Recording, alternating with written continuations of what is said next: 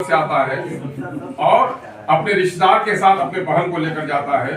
वहीं शिवम सिंह और उनके 4 साथियों के साथ इनकी किसी बात पर तकरार हो जाती है, जिसके नतीजे में अल्ताफ अंसारी की इतनी पिटाई हो जाती है कि वो हॉस्पिटल में जाकर दम तोड़ देता है। और पुलिस का मामला ये है कि 4 दिन गुजरने के बाद भी पुलिस उनके घर पर नहीं पहुंचती है। इसके माने ये है कि बोतल बदली है और बिहार सरकार के रवैये में कोई तब्दीली नहीं आई है। भाजपा के मॉब लिंचिंग का जो अंदाज है बिहार में भी माइनॉरिटी के साथ ऐसा ही हो रहा है। दूसरी मिसाल है आपको गोपालगंज के हथुआ में, जहां डीएसपी अनुराग कुमार को नारा लगाते हुए देखा गया कि जब वहां पर अखाड़ा निकला, मस्जिद के सामने में निकला, तो कोई ऐसा मामला नहीं था।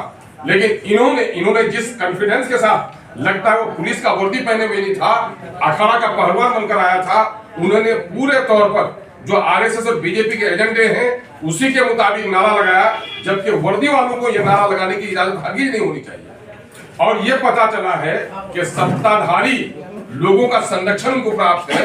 यही एसडीपीओ है जो एक तरफ लालू जी को छाता पेश करता है और दूसरी तरफ आरएसएस और बीजेपी के एजेंडे के मुताबिक जो प्रतिबंधित है वर्दियों के लिए, और इस किस्म के नारे लगाकर कहीं न कहीं से मुसलमानों को दहशत में डालने का काम किया जा रहा है। पुलिस का दो रुखापन और सरकार का दोगलापन इसमें यह है कि वही गोपालगंज है जहां मुहर्रम के अखाड़े के मौके से एक सिपाही कर्तव्य दिखाता है, जबकि कोई समुदाय का मसला नहीं है। यहाँ अखाड़ा मुसलमानों के मस्जिद के सामने में है और तर्क दिया जाता है कि कंट्रोल करने के नारे लगाएंगे। मने कहीं पर चोरी हो रही हो तो वहां चोरों के साथ शामिल हो जाएगा सिपाही। वहां अगर कुछ उग्रवादी नारे लगा रहे थे, गलत मस्जिद के सामने में टेंशन फैलाने का काम कर रहे थे, तो आपने परमिशन कैसे दिया? पुलिस की व्यवस्था क्यों नहीं की? सिक्योरिटी का इंतजाम क्यों नहीं किया? अखाड़े वालों के साथ आप शामिल हो गए। इसका मतलब है कि वर्दी वाले कहीं न कहीं आरएसएस के इशारे पर काम कर रहे हैं और बिहार सरकार ने उसको खुली छूट दे रखी है।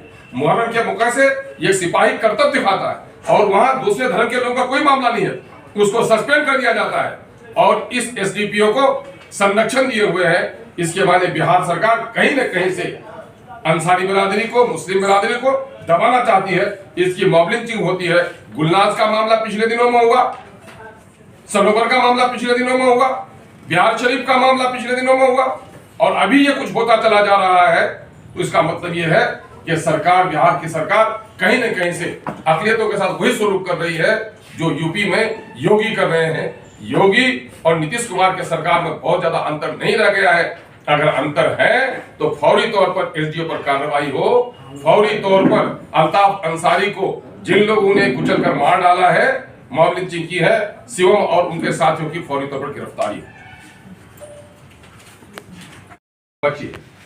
साथ ही हमारा मुतालबा ये है कि इस वक्त चूंकि जाति गणना के साथ साथ लोगों का आर्थिक, सामाजिक और शैक्षणिक सर्वे भी हो गया है, इसलिए इस सर्वे में आर्थिक, सामाजिक और शैक्षणिक हालत का विश्लेषण करते हुए सरकार अपनी रिपोर्ट पेश करे और उसी के अनुरूप पिछड़ी और अत्यंत पिछड़ी और एससी एसटी बिरादरी को ऊपर उठाने के लिए, उसके लिए कल्याणकारी परिणाम बनाए। एक बात जो लोगों को बहुत चौंकाती है कि आबादी को बढ़ाकर पेश किया गया है, यह गलत है।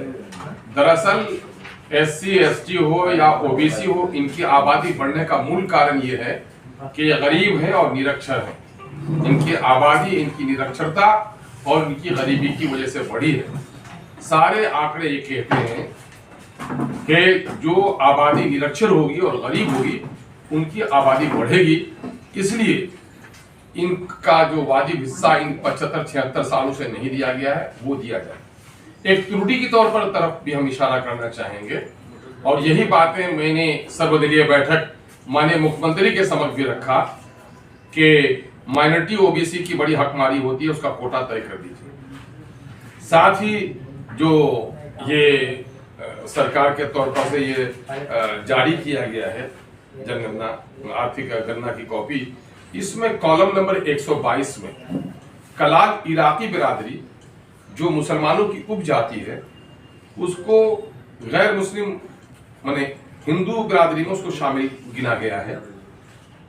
और मेरा दावा यह है कि उसकी आबादी भी लगभग इतनी है कि अगर उसकी आबादी को जोड़ दिया जाए तो बिहार में मुस्लिम समुदाय की आबादी 19% हो जाएगी। इसलिए उस त्रुटि को भी खत्म किया जाए और यथासिद्ध सरकार देर किए बगैर, चूंकि इनकी हकमारी 75-76 सालों से हुई है, फौरी तौर पर रिजर्वेशन बढ़ाए, रिजर्वेशन में माइनॉरिटी का कोटा तय करे, आर्थिक, सामाजिक और शैक्षणिक विश्लेषण करते हुए इन समुदाय के उत्थान के लिए प्रोग्राम बनाए, इसके अंदर में जो त्रुटि हो गई है उसको खत्म करे।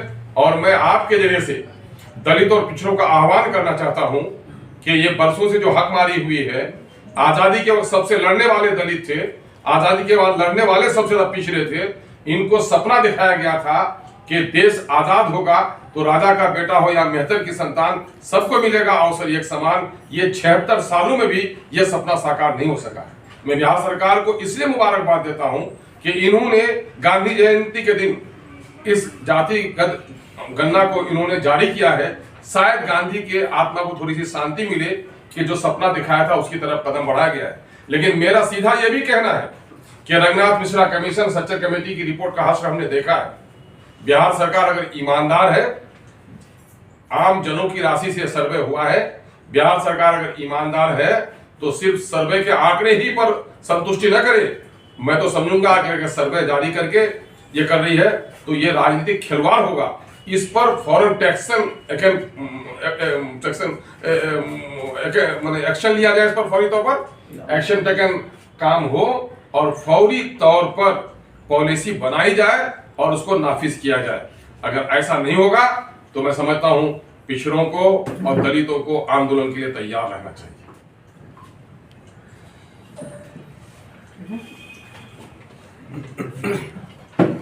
चलिए एक दूसरे मुद्दे की तरफ भी हमारे पार्टी के